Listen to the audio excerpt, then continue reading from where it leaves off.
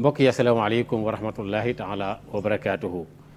yàlla dogal nañu dellu siwaat ci béréb yi nga xamee ne moo di 2STV fas yéene jëm ci wàllu waxtaan wi tey nag ñu fi dalal Serigne Seydou Mbaye wala boog Oustaz Seydou Mbaye ndax miraaran ay yoon yu bëree bëri dalal nañ ko fi mu ñëw wax ci waxtaan wu am solo woo xam ne bi sax ñaare ba lañ koo jeexal fokk ñu waxtaan ci làkku français tuuti ngir ñenn ñi ñuy déglu ci wàllu bitim réew waaye loolu moom ci xëy na ci nihaaya bi lay doon ca boori fin ba. yàlla dogal itam yàgg na bind tamit ay téere yoo xam ni dafay dem di def takraar di bindaat yoo xam ni xëy na Cheikh al Islam si Ibrahima Niass Baye moo ko bind mu fexe ba ñu def tarjama bi ci luxatal fransiya yàgg na def yu mel noonu. beneen bi itam taalibe la di mbokk daara bokk ci réew mi itam nekk itam fu mel ne Côte d'Ivoire waaye léeg-léeg mu jaar ci 2S def fi waxtaan yu am solo ci dundu Cheikh al Islam si Ibrahima Niass jamono bii nag nga xam ne Covid bi dafa am. tey tamit fan yi rek yàggul dara Cheikh Ahmed Tidiane Niass Ibrahim génn àddina loolu kon nag ci yooyu lañ fas yéene waxtaane del siwaat ci dundu way juróom bu baax woowule Oustaz kon alkallaamu maak alhamdulilahi rabbil alamin wasalaatu wasalaamu ala mawlana rasulillah wa ala alihi xaqa qadrihi wa miqdaari alazim ila kulli man yutaabiuna fi hada alwaqt nusji taxiyatan abiqatan atiratan تتعطر بشذاه الأرواح وتزول بها الهموم والأتراح يا همة الشيخ احضري لنا بهذا المحضر ولتعطفي بنظرة تأتي لنا بالظفر مشاهدينا الكرام السلام عليكم ورحمة الله وبركاته أستاذ Maodo ginnaaw buñ sant yàlla julli ci Yonent bi sallallahu alayhi wa sallam ñu ngi lay nuyu di la gërëm ci dalal bi di nuyu mbooleem kilifa diine yi nga xam ne ñu ngi topp ci waxtu wi ci Sénégal ak ci biti Sénégal di ci jiital xulafaaw yi tey dale ko ci Cheikh Mahi Niass di xalifa Medina Baye tey ak imam Cheikh Tidiane Cissé ak porte parole ak mbooleem njabootu Baye waaye mbooleem xalifa yi nekk Sénégal Cheikh Aboubacar Sy bu Tiwaawan Serigne Mountakha bu Touba ak bu Cheikh Abdoulaye Thiaw Laye ca Yoof ak mbooleem xalifa yi nekk ci Sénégal ak mbooleem njabootu Sénégal alhamdulilah fa xam nga dañuy dellusiwaat rek def ci tuuti rek muraaja ci faatoog Cheikh Islam si Ibrahim Niass loolu moom jàll na muy wéy juram waaye nag njabootam bii nga xamee ne moo di Cheikh Ahmed Tidiane yi moom it barki démb lañ ko jébal boromam ban mulaaxasa nga ci njëkk a def ñu doon def. waaw alhamdulilahi rabbil alamina ñu ngi jàll waa Sénégal yëpp. di jàll àdduna yëpp xew-xew yi nga xam ne am na fii ci jamono yi passé ci Medina Baye. muy gaañuk Papa Cheikh mooy bi ci mujj ak rakkam Muxtaar Mouhamadou Muxtaar waaye lu jiitu loolu suñu maam yaay Fatimatu Zahra di way jur ci imam Hassan Cissé nga xam ne tey 13 août ci la noppalu woon muy fukki at ak ñaar ci tey di ñaan yàlla ñoo ñëpp yàlla na yàlla yeesal yërmandeem ci ñoom yàlla na seen barke des ci njaboot gi xew-xew bi muy gaañu Papa Cheikh waaye wax nga ci baayam d'abord muy Cheikh Ibrahim Baye bokk na ci risaala yi mu daan bind di jaale ci baraatul istihlaal bi na mu koy tàmbalee bari na ci yoo xam ne dina indi xadis yonent bi sallallahu alayhi wa sallam bu mu wax ci mbiru situation bu mel noonu yonent bi dafa wax ne ayukum ma asaabathu musibatun falyatazakkar musibatahu bii fa innaha min azami almasaibi képp koo xam ne ci yéen lu mel ni dal na la maanaam ñàkk nga mbokk mu fonk muy wayjur wala xarit wala doom mu ne nag ma fàttaliku man ndax musiba boobu di faatu yonent bi sallallahu alayhi wa sallam moo gën a màgg moo gën a foor moo gën a diis bu mënti doon ndax yonent bi sallallahu alayhi wa sallam moom la yàlla yónni mu nekk yërmande ñeel àdduna yëpp segam kooku moo fi jógee ñëppay dem te loolu yàlla wax na ko ci alquran innaka mayitun wa innahum mayitun di nga faatu ñoom it dinañ faatu waaye yonent bi donte jëmm dem na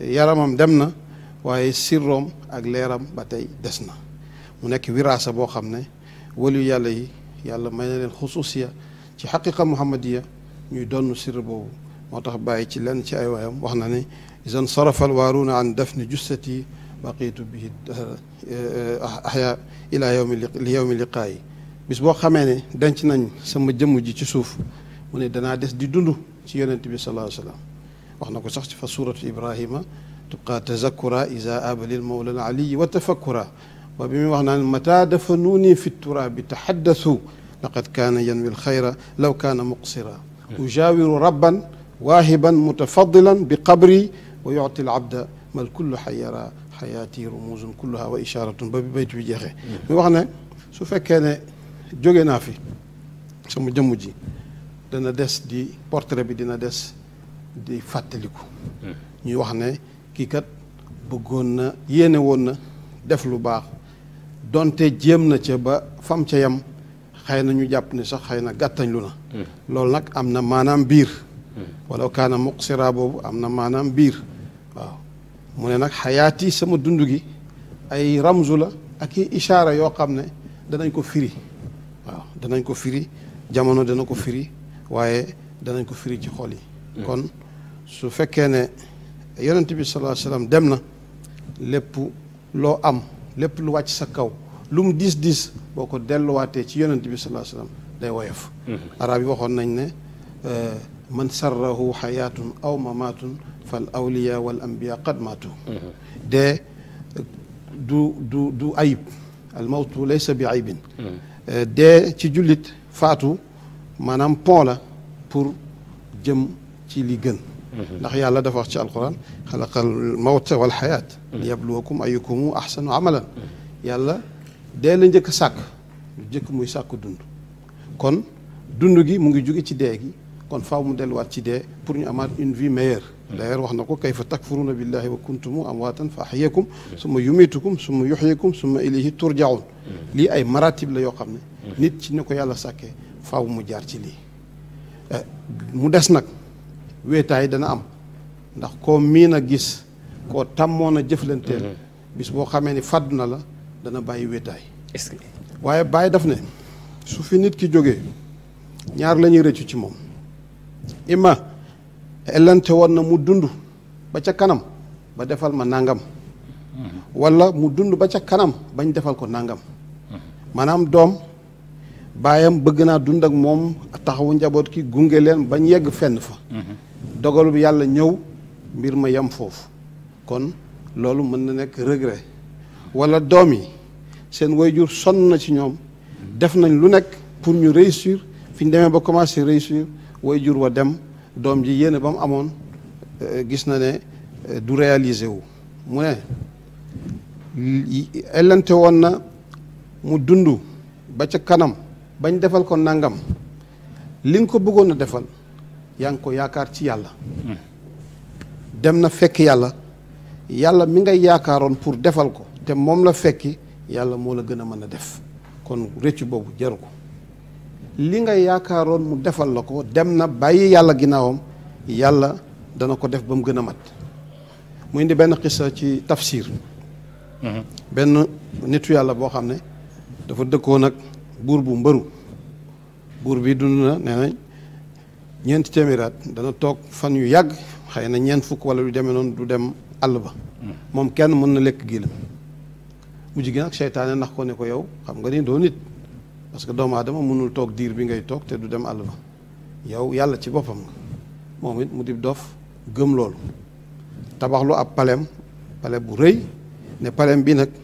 bu fa benn baadoola jege mu jox sentinelle yi maanaam soldaaram si baadoola bu jege pale bi na ngeen ko faat ci sama ndigal wala yàlla ba mu dëkkaloon mu xatal ko ba kooka mujj bàyyi dëkk ba dem tuxu ji feneen ngir mën a dund tawxiidam yàlla yabal malakul mawti mu ñëw ci melokaanu doomu aadama nekk koo xam ne ku ñàkk solo bi ko sentinelle yi gisee ne ko yow waxuñ la fii bu fi benn baadoo la jege bi soldat si ne dañ koy jege rek ak njëkk a ñëw mu faat ko ñu dem wax buur bi ne ko am na baadoo la bu jege palais bi non seulement jege na ko waaye rey na kenn ci sa soldat si buur ba mer moom ci boppam ñëw ba mu yegsee ne ko yow baadoo la bi waxuma ne sama palais bi bu ko kenn jege mu ne ko man duma nit man malakul mawti la mu ne kon nag baax na comme malakul mawti la mu baax na mu ne ko waaye nag dama ñëw pour jël sa ruux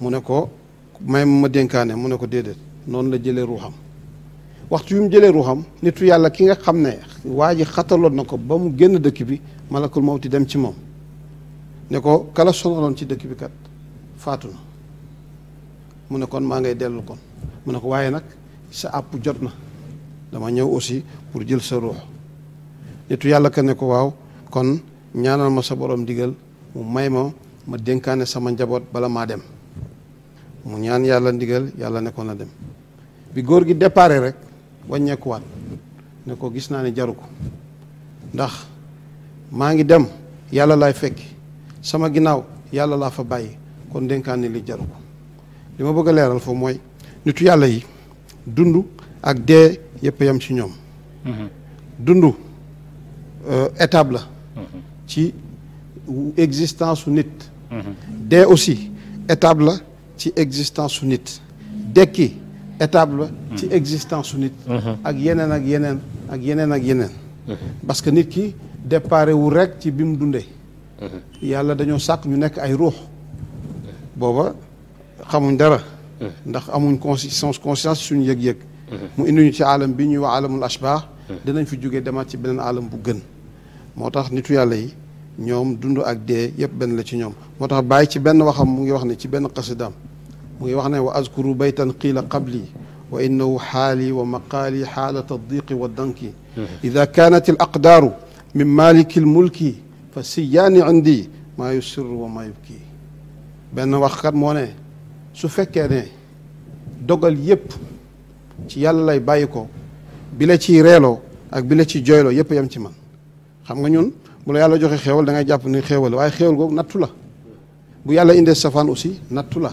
ñaar yëpp ci yàlla lay jóge fa kullu za amrul ilahi asda jalla an yutaba fi ma asda li tax mooy ñoom dañuy am li ñuy wax shuhud yàlla la ñuy seede ci bépp xaraka ak ci sukun ci lépp lu yëngu ak lépp luy dal yàlla lañ ci seede boobu ñu ci seede yàlla nag tax na ba duñ yëg mettit bànneex rek la ñuy yëg muy ci xat-xat muy ci yaatal muy ci jafe-jafe muy ci situation bu manti doon bànneex la ñuy yëg ndax ñu ngi teewal yàlla ci seen lépp moom la Seydina Cheikh Tidiane waxoon wa bi jamii majaari ahkaamika ridaay mboolem loo xam ne sa dogal yow yàlla décidé na ko gërëm naa ko boobaa nag bakken bi bu yeggee foofu ne muy raadiyatan day daal di nekk mardiyatan après fadxuli fii ibaadi fadxuli fii ibaadi jaam yooyu nag mooy jaam yàlla yi nga xam ne mooy xaasatu ibaadihi parce que ñëpp jaam yàlla lañ kii julli kii gëmul yàlla lépp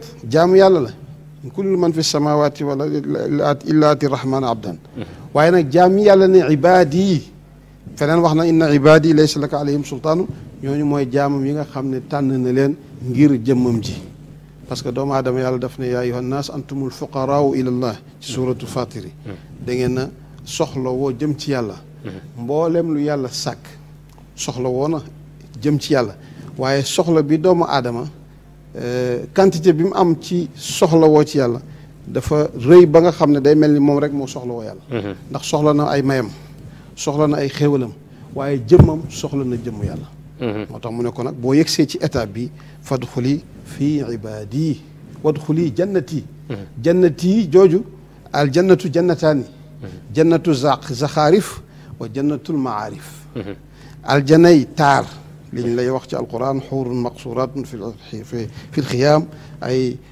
anhaarun min labanin yooyu am na waaye am na jeneen aljana joo xam ne moom la ñuy wax aljanay xam yàlla aljana jooju nag yàlla wàcc na ko fii ci kaw suuf ku dugg ci aljana jooju doo yàkkamti aljana jële kon kuy dund xaal boobu dund ak dee daanaka kiif rek ñoo yem ñoo yem différence bi bariwul waaw dafa mel ni rek loxo bi partie bii fii ak beneen partie bi yëpp benn jëmut bi la waaye nag ñaari face la yu wuute kon waaye nag teewul bashariyatu doomu aadama ndax yonent bi sallallahu alayhi wasallam bi mu teewee di jëmm amoon na impact ci saxaaba yi ndax Anas nee na bi ñu bis ba yonent bi duggee Medina dëkk bi yëpp a leer du leeruk ay làmp mais seen xaal am na lu mu yëg mu ne waaye bés ba mu noppaloo dañu mujj sax xaw a sikk seen bopp dund gi dafa mujj naqari loolu dafay wane ne moom la bàyyi di wax ci Kaashiful Albaas ne dafay wane ne teewaay yonent bi sallallahu alayhi wasallam amoon na ci ñoom impact moom la sufiyanki di wax at tarbiyatu bil himmati wal xaal donc alhamdulillahi rabbil alamina bashariyatu doomu adama nag bashariya la rek dina am ay yëg-yëg waaye bu delluwaatee rek ci boromam lépp day daal di woyof képp mu te aussi da koy woyofal itam da koy woyofal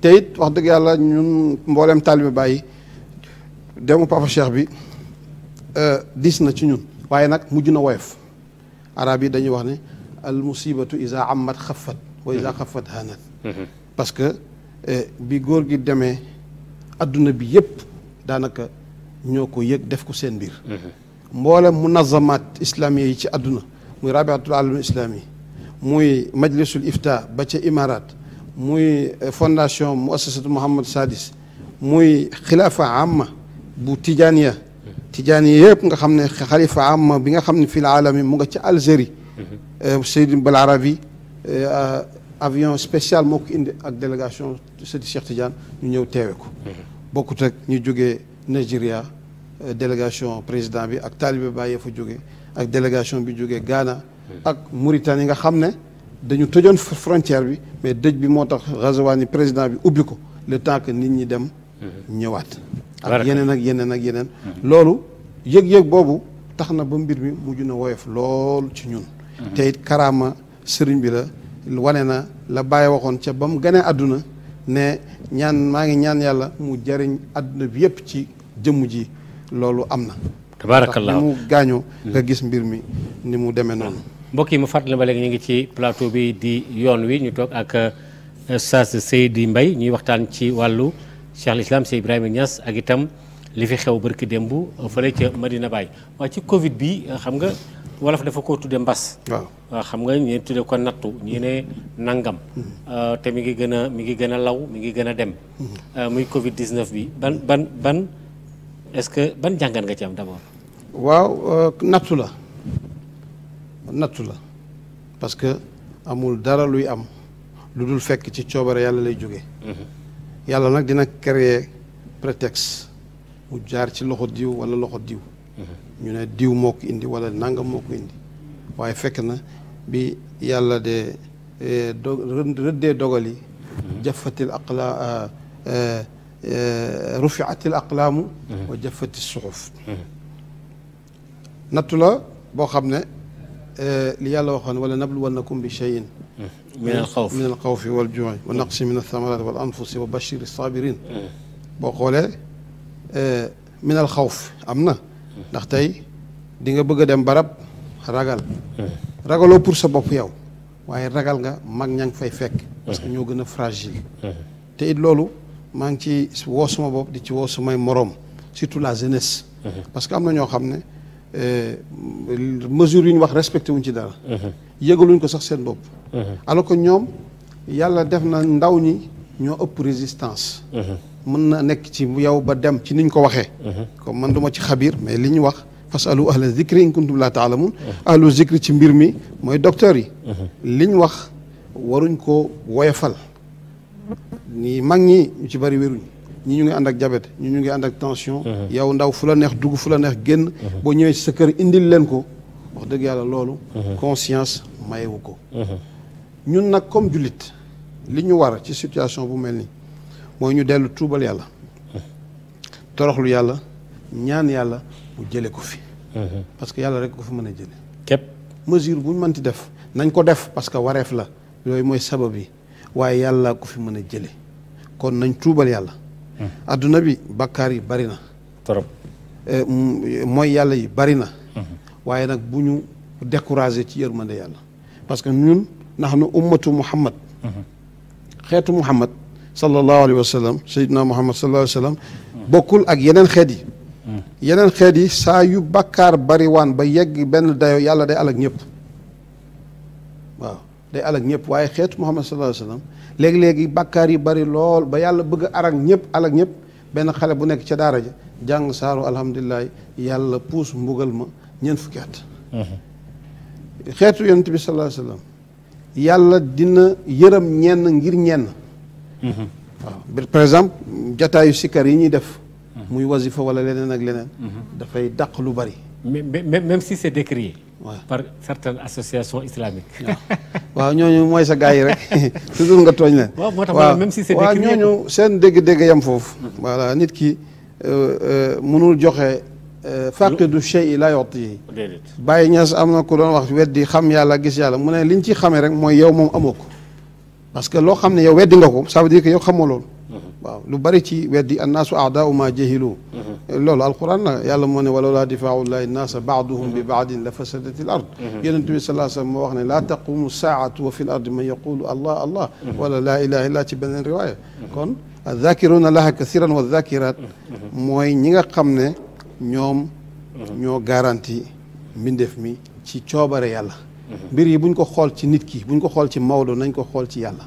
yàllaay def lu ko neex yaxussu man shaa bi ma qad shaa sawaun ahsana am asaa rek zalika fadlullahi yuti man yashaa wallahu zul fadlil azim kon ci situation bi ñu nekk métti na parce que xew-xew yi nit ñi ni ma ko waxee ragal am na ñu bari ñu ngi bëgg a tukki ragal nañoo tukki ndax ragal nañoo def test wala ragal nañoo dem yóbbu jàngoro ji seen njaboot kon xaw fa boofu am na naqs min samaraat yi am na ndax économie bi adduna bi yëpp ku yëg ñu ngi wax récession réew mu nekk résilience problème yi bari na wala am fu si surtout ñun Sénégal at mii liñ fi ñàkk ci ay kilifa bari na ci Tiwaawan Cheikh Pam Malick ci Ceneba xalifa bu Ceneba ak ñeneen ak ñeneen Medina Baye yaa Fati Pape Cheikh ñeneen ak ñeneen ñoo xam ne yàlla dogal seen faatu daje ak période bii waaw période bii la dajal yàlla dogaloon seen faatu war a dikk ñu dem waaw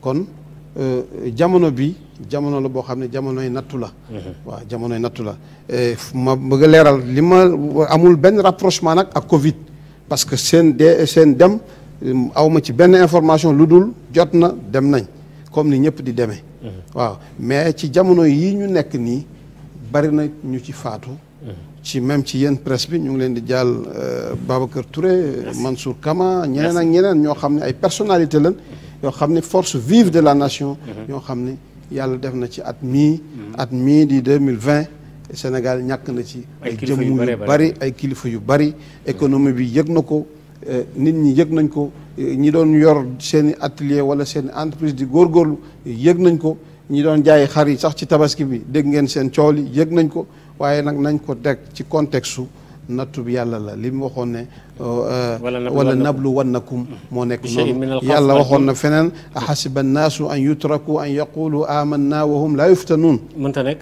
yàlla moo ñu ko teg dara du ko indi lu dul bàkkaar yu bari waaye dara du ko fi jële it lu dul tuub kon na sëriñ si kilifa yi nañ gën a soññu taalibe yi ñu tuub te ñaan yàlla baril istighfar baril julli ci yonent bi sallallahu alayhi wasallam yàlla daqal ñu loolu yëpp parce que même ñun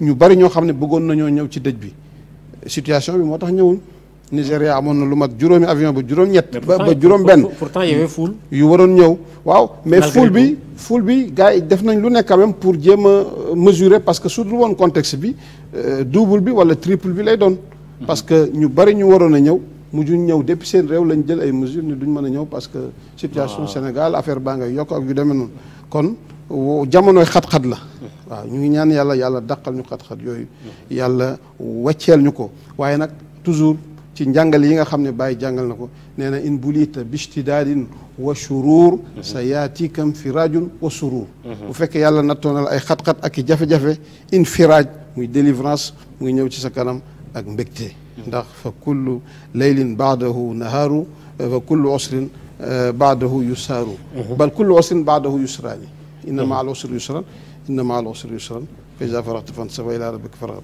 kon situation bi ñun ñëpp ñoo ko gisandoo nañ ñaan yàlla te jël suñuy précaution te jàpp nga ne natt loolu rek ko fi mën a jëlee ñaan parce que yàlla rek moo man huwal qaadiru keneen mënul keneen ku man la nga man portion bu ndaw la bu la yàlla dénk ci kàttanam bis bu ko dindee rek nga xam ne yow mosoo mën dara kon nañ tawat wa inni ashki li man yushkini bàyyi nee na man bu may tawat sama soxla ku ko mën a dindi laa koy tawat mu yàlla parce que nit amul mënul ndax moom amam bi dafa relatif ki nga xam ne nag moo am mën te nekk par essence par excellence di yàlla tabaraka wa taala kooku moom nga war a dénk sa lépp du tee nag nga gis ay feeñuwaayam muy mbindeef yi di doxal ci ndigalam ak ci coobareem lu ca sotti nag nga xam ne ci yàlla la jóge lu ca sottiwul it nga xam ne ci yàlla la jóge rek mu jeex. waaw mooy gëm yàlla rek tawhid. kooku tawhid lay doon. tawhid nit ki dafa war a dund tawhid parce que tawhid mooy musal doomu aadama et puis ci lii dana ma fàttali waxu Seydina Cheikh radiyallahu anhu dafa ne waxtu doomu aadama ñeenti waxtu la maanaam nit ki l'homme vit 4 temps ñeenti temps la nit ki di dund ci mooy waxtu topp yàlla ak waxtu mooy yàlla ak waxtu xéewal ak waxtu nattu waaw am nay jamono yàlla yombalal la lool topp yàlla mu ne nag waxtu bu ci nekk am na attitude am na adab boo xam ne moom nga war a adopté waxtu topp yàlla nga gis ne lii du sa góorgóorlu shuhudul minnati lillah yàlla la baaxe nga bañ koo tiitaroo bañ koy xeebee aussi ki nga xam ne dafa yaafus loolu mooy adab bi waxtu mooy yàlla bu fekkee yàlla nattu na la sa yaram diis loolu ci topp yàlla wala yàlla xiir la wala seytaane mën la ci mooy yàlla bul découragé laa taqnatu min rahmatillah inna allah yaxfiru zunuba jamian tuubal waxtu woowu tuub moo war bañ a découragé ci yërmande yàlla waaw parce que yàlla non seulement boo tuubee dalay baal mais yàlla dana ulaayka yubaddilu llahu sayyi'aatihim xasanatin waaw da koy soppi yu ñaaw ya da koy soppi def ko yu baax loolu mooy mbaaxu yàlla yàlla bokkut ak ñun niñ koy réaliser que boo defee lii am li yàlla yafalu ma yashaa lu ko neex lay def te fa'aalun limaa yurid laa yusalu amma yafal kenn du ko laaj pourquoi amul compte bu muy wa hum yusalun du ko defal compte rendu kenn waxtu xéewal yàlla may la wér may la alal may la njaboot shukuru mu ne nga sant yàlla parce que bari na kum ko xañ waxtu balaa dafay am waxtu boo xam ne aussi yàlla daf la teg ay nattu boobaa muñal wa bashiri sabirin wa bashiri sabirin ñi nga xam ne dañuy muñ bu boobaa nag ci benn lettre Baye 29 ci Jawaahir Rasaa'il tome 1 wasaaya yi wax na fa lu mel nii ni jamono bi ñu dund dafa nuroog jamonoy nattu ba nit ñi ébranlé wu lu ne ñu ngi koy wax di ŋàññi jamono bi te yàlla mooy jamono alors que boobu jamonoy taawun la comme li ñu dal tey mu ne taawun yi amoon ci jamono yi yoon saxaaba yi moo ëppoon fuuf mu ne Imaam Nawawi wax na ne lii ñi ñu jiitu woon liñ dund ci ay nattu ak i jafe-jafe buñ ko comparé ak ñun suñ jamono dafa mel ni ñun dunduñ dara waaw kon yàlla moo ñëw fii yëpp ay tëjaliyaatam la muy jalaaliya jamaaliya jiitu jalaaliya topp ci waaye jalaal ji mooy buntu kamal kon nañ ko muñ te gën a toroxlul yàlla gën a tuubal yàlla gën a def istighfar waaye gën a julli ci Yonent bi sallallahu alayhi wa sallam. Mais en ce moment vous parlez comme un musulman mais pour les pays occidentaux par exemple c'est d'ailleurs lañ ko def sax prétexte pour parler français un tout petit peu parce que tu m'avais demandé. voilà vraiment. comme ma wax ko ci wolof ñaanoon na ma ñu wax tuuti rek ci français su ko defee ñu ñuy déglu ci wàllu Côte d'Ivoire gi mu nekk ak yeneen talibé yi nekk feneen te nekkuñu Sénégal. mën a am benn compréhension bu gën a yaatu parce que nag effectivement émission bi wolof la. waaye comme Seydou Mbaye ñaan nga loolu rek. essayé ci dem. tuuti alors parce que vous parlez comme musulman parce que pour les pays occidentaux il faut absolument faire des recherches. pour trouver un vaccin.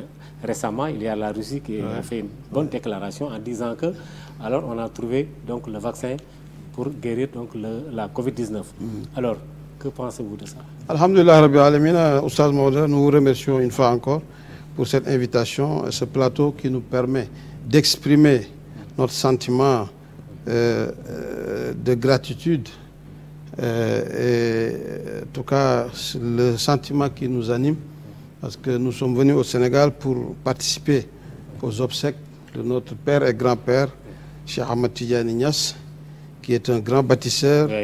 Avec qui nous avons des relations particulières parce que même nos traductions, c'est grâce à son autorisation. Et il en a participé? Et son doigt, c'est lui-même qui nous a donné l'autorisation. Ah bon, d'accord. Écrite. Donc, alhamdulillah, et il est quelqu'un vraiment qui a représenté dignement ses prédécesseurs, son père, Sidi Ali Cissé, son grand frère Cheikh Al-Hajj Abdoulaye et son grand frère Cheikh Ahmed Dam. Donc, nous souhaitons au Khalif Cheikh Mohamedou Mahi une grande réussite et un succès éclatant pour la mission qui lui est confiée. Et nous sommes convaincus qu'il réussira cette mission, Inch'Allah, parce que ce n'est pas aujourd'hui qu'il a commencé. Il a commencé à côté de son défunt frère. Et ainsi, il était avec ses prédécesseurs. Il était le directeur de l'école. Et l'école, c'est le foyer de formation des futures générations. Cheikh Ibrahim n'avait-il pas dit علوت البحار الزاخرات وإنني علوت القرى والمدن بل هل الجبال أروم رضا الباري لنصرة دينه وأبرز للجيل الجديد مثالا. Et je veux donner à la nouvelle génération, la génération montante, je veux leur donner un exemple, donc un exemplaire, qu'il soit un modèle. Et Cheikh Mahi était le formateur de cette nouvelle génération. Il était enseignant. Donc il est enseignant. Il est le directeur de l'Institut Al-Hajj Abdoulaye Niass de Kaolack depuis le départ de son frère Mohamed Nazir. Et il a fait, alhamdulillah, beaucoup de grandes réalisations. Et concernant la situation que nous vivons aujourd'hui, notre conviction, notre perception est que c'est une épreuve qui vient d'Allah subhanahu wa ta'ala. Dieu qui a le droit d'éprouver ses serviteurs, c'est lui qui a réagi. Et pour nous, croyants, nous devons accepter, et nous devons nous soumettre avec, à la volonté divine, oui. Avec même un consentement total. Parce qu'il n'appartient pas à un serviteur de discuter ou de contester les décisions de son maître. Alors que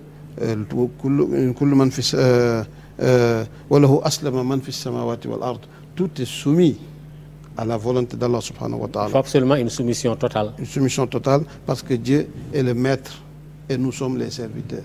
Si nous acceptons, si nous remplissons les conditions de notre servitude, Dieu qui est miséricordieux ne nous laissera jamais, en tout cas, périr. Donc, le prophète sallallahu alayhi wa sallam avait dit que c'est à cause des péchés que Dieu envoie les calamités, les catastrophes, les balas, mais rien ne pourra éradiquer ces balas si ce n'est le istighfar et le repentir. Donc c'est le moment pour tous les musulmans d'aujourd'hui, et même les non-musulmans, de demander à Allah subhanahu wa ta'ala de nous délivrer, d'éradiquer cette pandémie qui sévit le monde. Et il est le seul qui en est capable. Et il est prêt à écouter et à accepter notre demande. Donc, alhamdulillah rabbil alamin, nous saluons à l'occasion nos chiours et nos parents de la Côte d'Ivoire, et la Diamant de Cheikh Oul-Khairi à Côte d'Ivoire. Nous saluons Cheikh Oul-Khairi en même temps, qui est notre grand cheikh, qui a fait le déplacement de la Mauritanie pour présenter ses condoléances. Et après cela, il est retourné, parce que, vu le contexte, donc en respectant vu le les contexte, gestes barrières. Vu le contexte, mais on a constaté qu'il y avait foule quand même. Il y avait foule.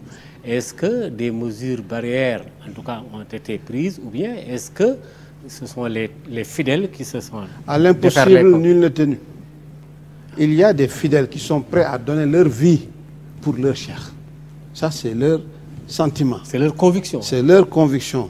Mais il appartient à l'État d'accompagner ces gens, de les protéger, de les encadrer. Donc, il y avait la police, il y avait la gendarmerie. Ils ont fait leur mieux. Et alhamdulillah, grâce à eux aussi, vraiment, il n'y a pas eu de débordement. Voilà, de débordement. Ouais. Bien qu'il y a des foules quelque part, mais quand même, quelque part aussi, des mesures ont été respectées. Moi, j'étais témoin de la situation, parce qu'on savait comment ça se passait avant, lors du décès d'Imam Hassan Cissé, et il y avait plus de monde, parce qu'il n'y avait pas ce contexte, mais cette fois-ci, on a vu la restriction, on a vu, même si on parle de foule, mais ce n'est même pas le 10e de ce qui devait être là. Donc, vu le contexte actuel, qu'on a essayé de nous conformer. Donc, alhamdulillah, j'avais dit tout à l'heure, le Cheikh Ibrahim Niass a dit, si tous les décrets émanent d'Allah subhanahu wa ta'ala, il est égal chez lui, tout est pareil pour lui. Ce qui rend heureux et ce qui... La mort ou la vie, bon. La mort et la vie. Parce que la vie vient de la mort. Et donc, après la vie, il faut une autre mort pour... C'est une étape de la vie, quoi. Voilà, c'est une étape de la vie pour mener une vie meilleure. Parce que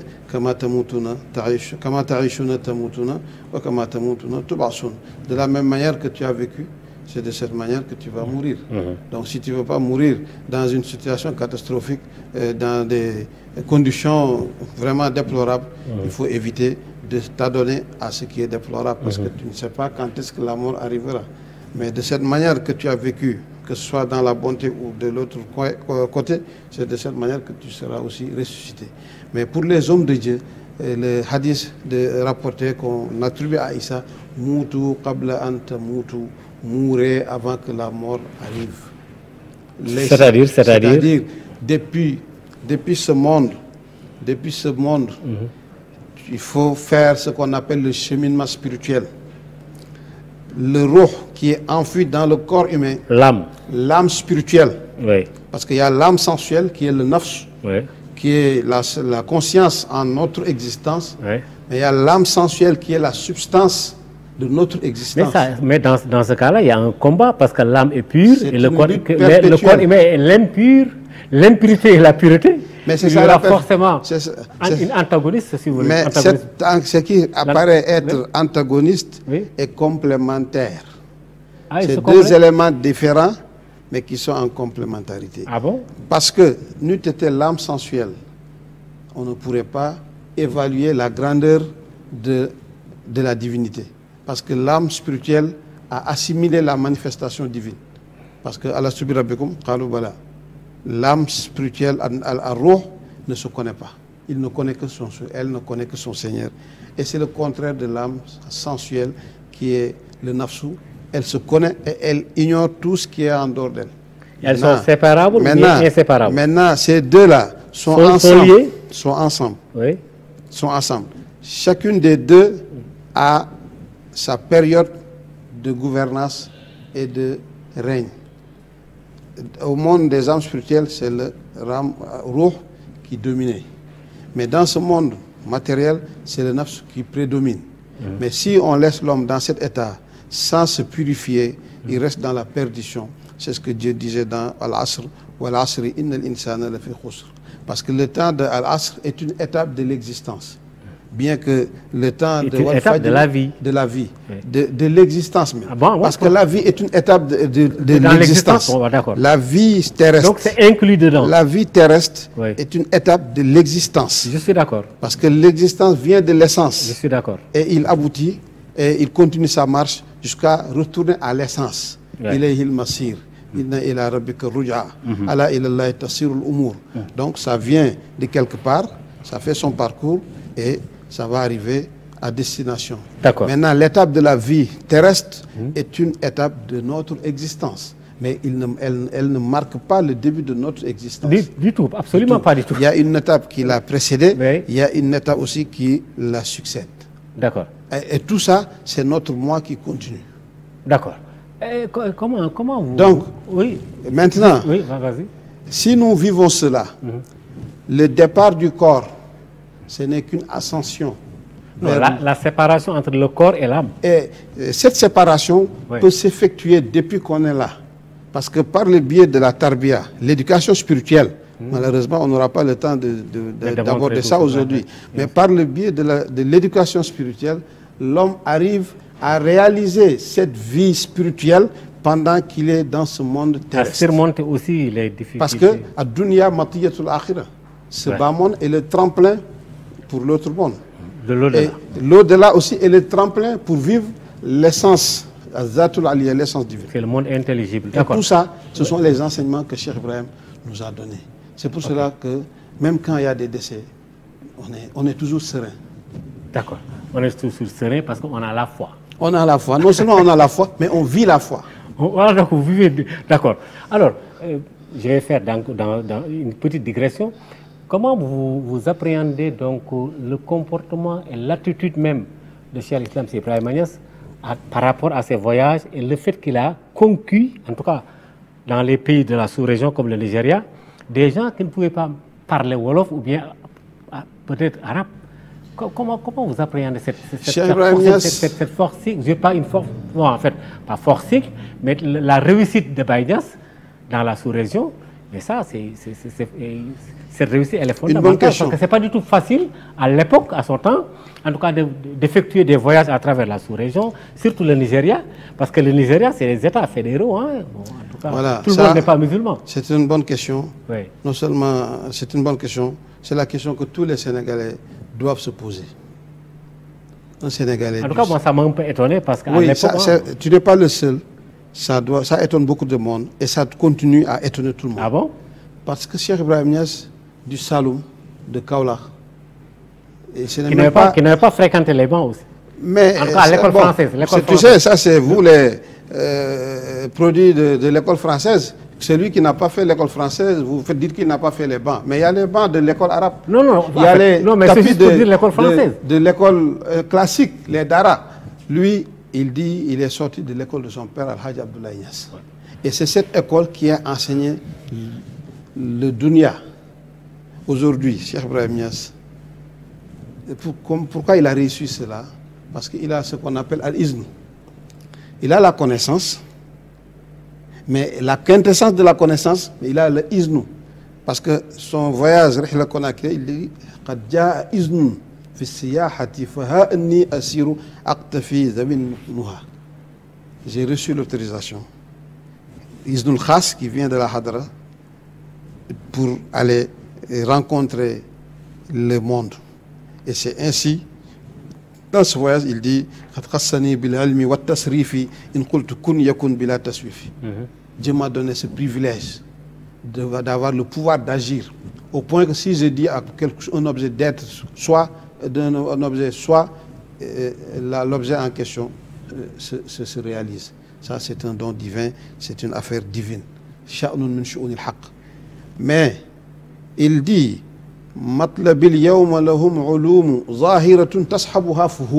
et c'est ça qui fait la différence. Tu vois, les Mauritaniens qui viennent ici s'abreuver à la source de Cheikh Ibrahim Niass, mais ce n'est pas la connaissance des livres qu'ils cherchent ici. Quoi, parmi les plus grands même de nos grands maîtres, ils ont fait la Mauritanie. Ils ont eu beaucoup de choses là-bas. Mais si ces derniers reviennent au Sénégal, c'est-à-dire la tendance... Oui, c'est les petits-fils, quoi. C'est les petits-fils. Oui, c'est-à-dire, mais le petit-fils, quand toi, tu es le grand cheikh, le grand maître, mais après toi, c'est ton fils. S'il a appris tout ce que tu avais, ce serait étonnant que lui-même, il retourne pour apprendre avec tes anciens élèves. C'est pas comme ça la tradition. C'est pas comme ça la tradition. Cela veut dire qu'il y a quelque chose qui les manque chez eux. Et ça, il y a une anecdote. Qu'un des petits-fils de Mouloud Fall, Chérif Mouloud Fall, qui est le fils de Cheikh Al-Hadi, parce que Cheikh Mouloud Fall est le cheikh de Cheikh Omar Al-Fouti.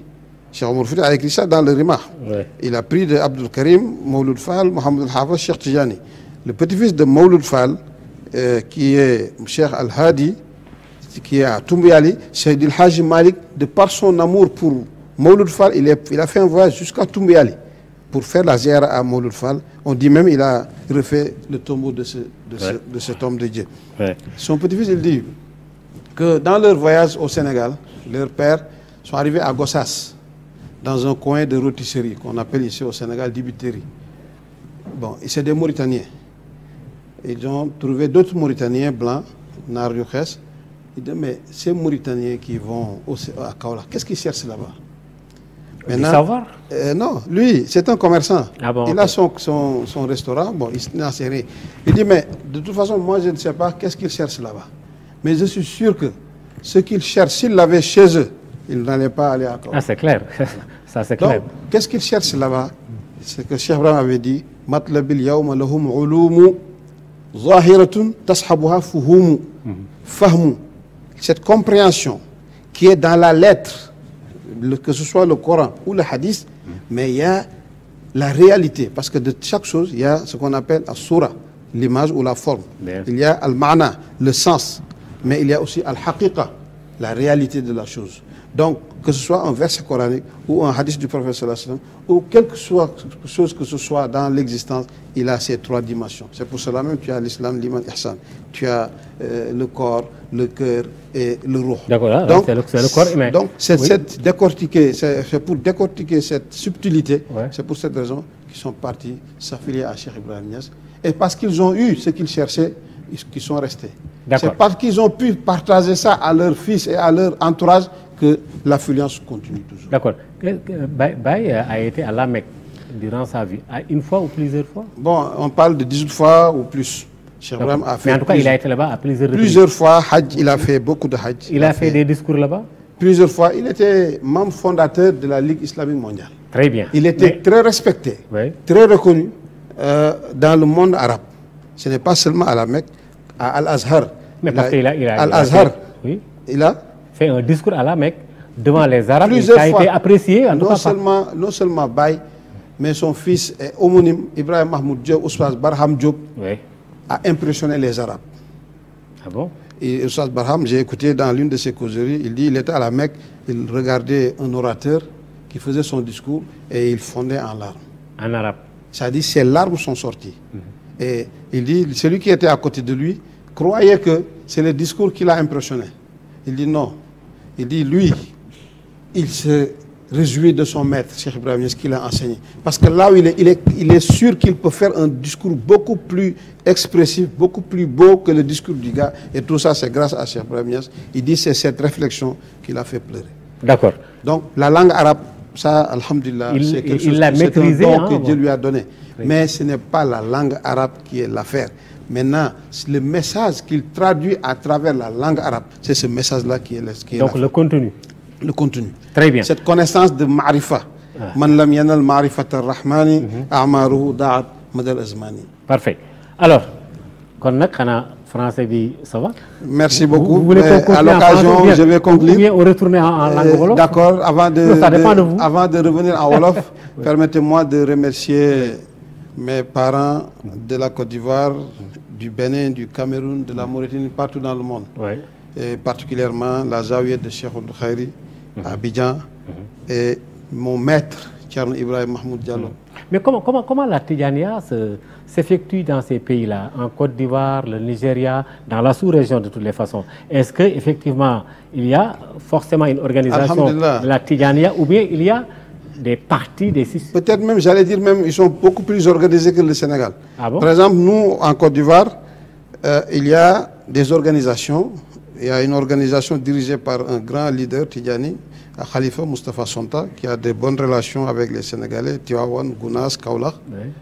Il y a aussi une autre organisation appelée COFETSI, Conseil fédéral des Tidjanes.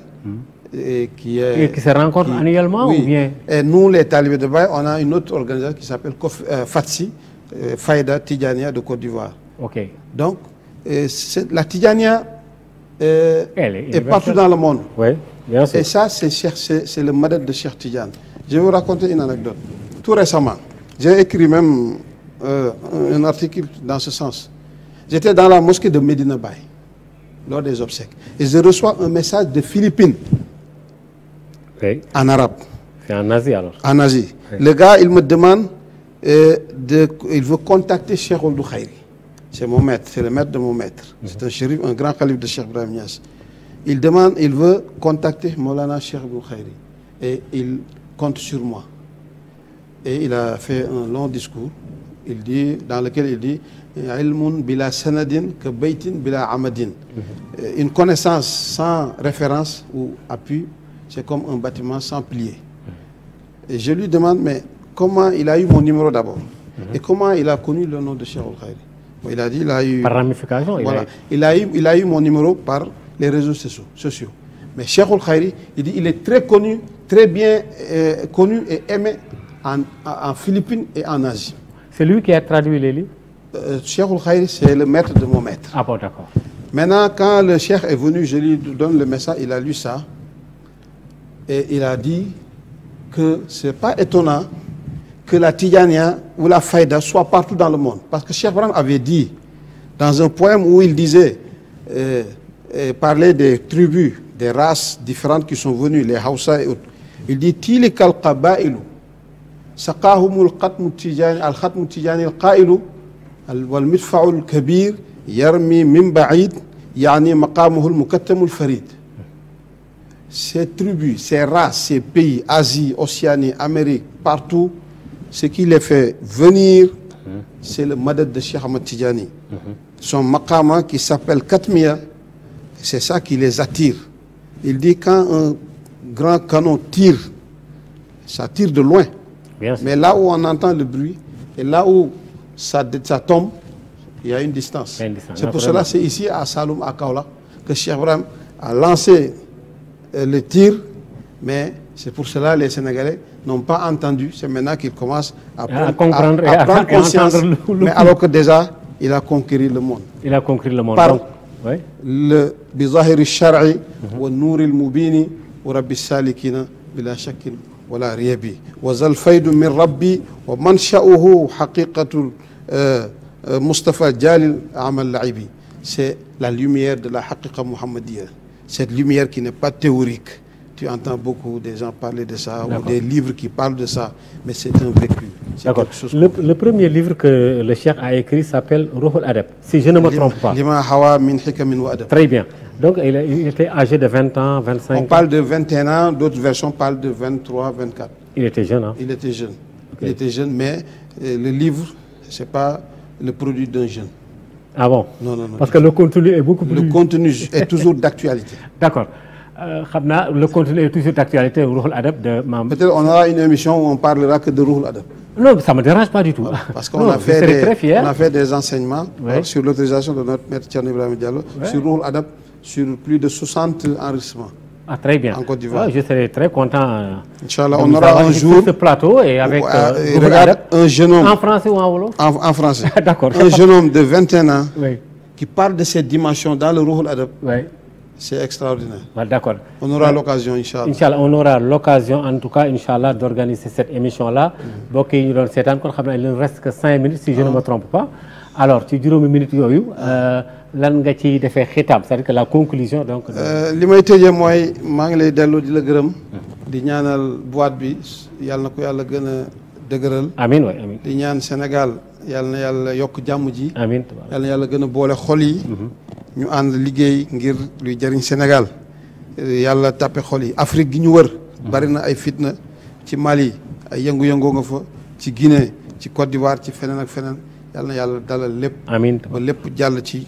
jàmm nit ñi nekk ci jàmm mbas mi yàlla na ko fi yàlla jëlee. amiin di gërëm sumay wayjur suma waa kër muy waa Thiaroye waa Malika waa Thiès waa Ndiané ak waa Daara ji kër Jama suñu yaay Daara yi ak mbokk taalibe yi waaye di gërëm suñu sëriñ Thierno Ibrahima Mahmoud Diallo nga xam ne moo ñu tungoom moo ñu leew moo ñu téye ba fuñ ñu manti dem plateau bu manti doon.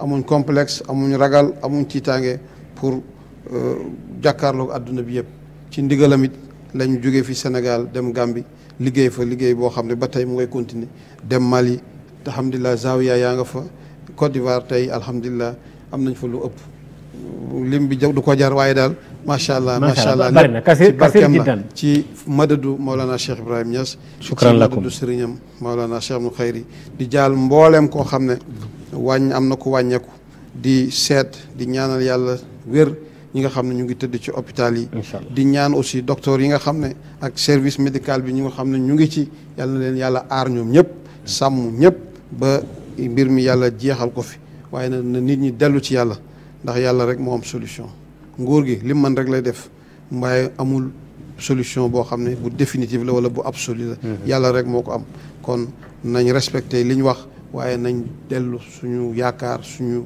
lépp ci yàlla yàlla nañu yàlla dimbali ndimbal loo xam ne ñëpp a koy seede ba xam ne yàlla dimbali nañu jërëjëf yéen yàlla jëme leen ci kanam amiin jërëjëf kon nag sëñ Seydou ñu ngi lay sant bu baax a baax di la gërëm waxtaan wi am na solo lool moo tax ma dëxañoon ci la langue de Molière un tout petit peu pour que ñeneen ñi nga xamee ne ñoo ñuy seetaan à l'extérieur man ci bénéficié wu ñu ngi lay sant bu baax a baax di sant suñu caméraman yi di sant képp ku man doon koo xam ne ki yaa ngi ñu doon seetaan ci yeneen i jamono incha allah daañu dikkaat ci beneen gan wasalaamu aleykum wa rahmatullahi taala wa barakaatu